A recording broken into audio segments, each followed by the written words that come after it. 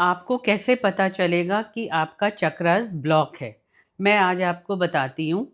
सबसे पहले हम रूट चक्रा की बात करते हैं, रूट चक्रा या मूलाधार चक्रा। जब हमारा रूट चक्रा एक्टिव नहीं होता है, तब हम बहुत चिड़चिड़े होते हैं और हमें जो बेसिक जो चीज़ों की जो ज़रूरत होती है, जैसे रोटी हुआ, खाना हुआ, मकान हुआ, इन सब चीज़ों की ज़रूरत पूरी नहीं होती है। तो इसलिए हम बहुत दुनिया से अलग रहते हैं और बहुत स्ट्रेस और एंग्ज़ायटी में रहते हैं, तो हमें समझ में आएगा कि हमारा रूट चक्रा अनबैलेंस्ड है।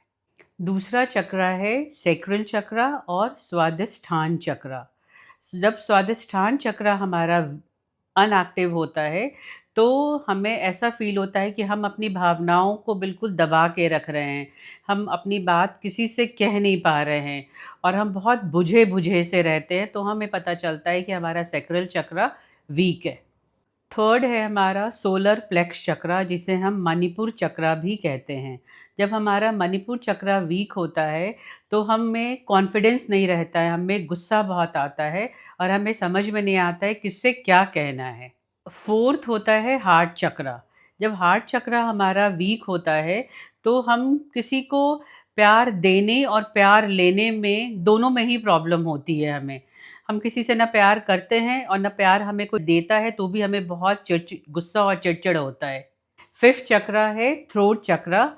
जब थ्रोट चक्रा हमारा वीक होता है, तो हम अपनी मन की बात किसी से नहीं बोलते और बोलते भी हैं तो झूठ बोल देते हैं।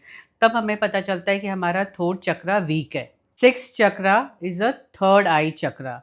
जब थर्ड आई चक्रा हमारा वीक होता है, तो हमें बिल्कुल समझ में नहीं आता है कि हम कैसे क्या बोलें किसी को, और सामने वाले को हम बिल्कुल पहचान नहीं पाते हैं, हमें कॉन्फिडेंस की कमी हो जाती है।